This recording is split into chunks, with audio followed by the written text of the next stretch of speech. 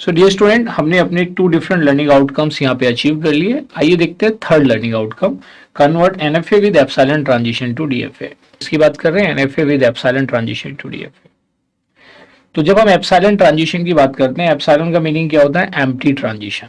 Epsilon means empty transition to DFA. कैसे करेंगे देखिए, तो NFA with epsilon transition can be directly converted into a DFA, or it can be, first of all, it can be converted into an NFA without epsilon transition, then it is converted into DFA. So there are two different approaches जिनको हम यहाँ पे discuss करेंगे one by one.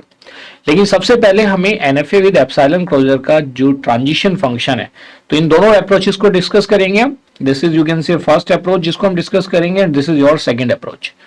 तो first approach और second approach को discuss करने से पहले मैं यहाँ आपको बताना चाहता हूँ कि जो एनएफए विद एप्सिलॉन ट्रांजिशन है उसका ट्रांजिशन फंक्शन क्या होता है। मैं कहता हूँ जी मेरे पास एनएफए विद एप्सिलॉन का ट्रांजिशन फंक्शन क्या होगा। तो एनएफए विद एप्सिलॉन के साथ साथ जो ट्रांजिशन फंक्शन है, इट इज रिप्रेजेंटेड एज कि किसी स्टेट पे कोई आप इनपुट अप्लाई करेंगे, because epsilon is not the part of sigma union epsilon, और इसमें ट्रांजिशंस कितने हो सकते हैं? 2 to the power q transitions हो सकते हैं। दिस इज वन पार्ट जो आपको समझना है।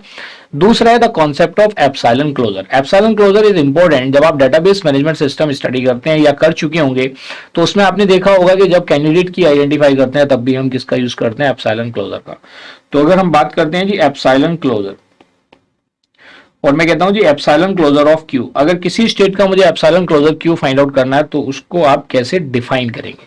सो एप्सिलॉन क्लोजर क्यू ये रिप्रेजेंट करता है कि क्यू से एप्सिलॉन ट्रांजिशन के बाद आप जिन जिन स्टेट पे जा सकते हैं वो हो जाएगा part of epsilon closure of q, including q itself, q को भी इंक्लूड करने के साथ साथ। तो देखिए कैसे डिफाइन करेंगे इसको। तो यहाँ पे देखिए, all the states reachable from q using epsilon transition. I hope this is clear to everybody. इस तरह से हम आइडेंटिफाई करते हैं एप्सिलॉन क्लोजर क्यू।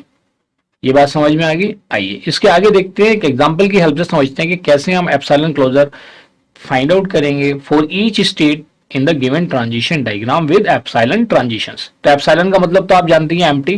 तो एप्सिलॉन को की जगह कुछ एग्जामिनेशन में एप्सिलॉन की जगह वी कैन यूज लैम्डा और वी कैन यूज कैरेट। ये मैं ऑलरेडी आपको बता चुका हूं।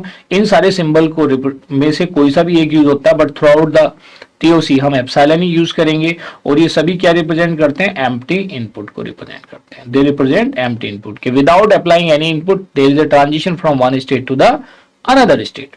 आइए इसको एक एग्जांपल की हेल्प से समझते हैं और एप्सिलॉन क्लोजर कैसे फाइंड आउट करते हैं उसको सीखते हैं। उसको सीखने के बाद फिर हम ये दोनों अप्रोचेस जो मैंने ऊपर लिस्ट आउट करी हैं कि आप एनएफए विद एप्सिलॉन ट्रांजिशन से एनएफए बना सकते हो, फिर उसको डीएफए में कन्वर्ट कर सकते हो, या एनएफए विद एप्सिलॉन ट्रांजिशन से डायरेक्टली आप क्या कर सकते हैं? डीएफए में कन्वर्जन कर सकते हैं।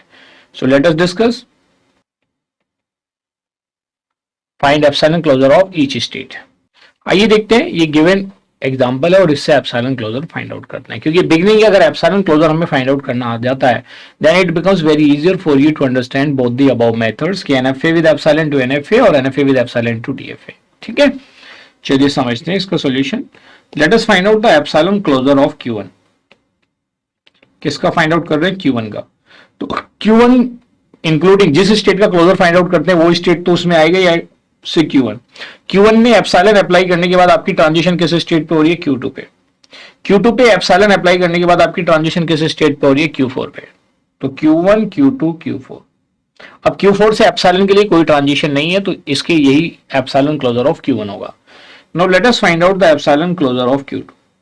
तो इसका फाइंड आउट कर रहे हैं, we are finding the epsilon closure of Q2। तो Q2 तो आएगा ही आएगा उसके क्लोजर में, अगर कोई और ट्रांजिशन भी नहीं होता तो वो स्टेट तो आएगी आएगी। Q2 पे एप्सिलॉन अप्लाई करने के बाद ट्रांजिशन किस स्टेट पे हो रहा है? Q4 पे। Q4 के आगे कोई एप्सिलॉन ट्रांजिशन नहीं है, तो इसके अंदर 2 स्टेट आएंगी। Next is epsilon closure of Q3।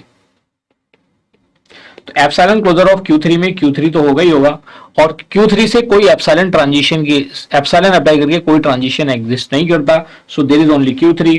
Now let us find out the epsilon closure of Q4। तो एप्सिलॉन क्लोजर ऑफ Q4 जब हम फाइंड आउट करेंगे तो Q4 से कोई भी एप्सिलॉन का ट्रांजिशन नहीं है, इसलिए Q4 only Q4। So this is the way of evaluating the epsilon closure of each state of a given finite automata या NFA with epsilon transition। तो ये आपको समझ में आ गया। आइए अब फर्स्ट अप्रोच डिस्कस करते हैं जिसमें एनएफए विद एप्सिलॉन से एनएफए और एनएफए टू डीएफए वाला तो हम प्रीवियस लर्निंग आउटकम में ऑलरेडी डिस्कस कर चुके हैं।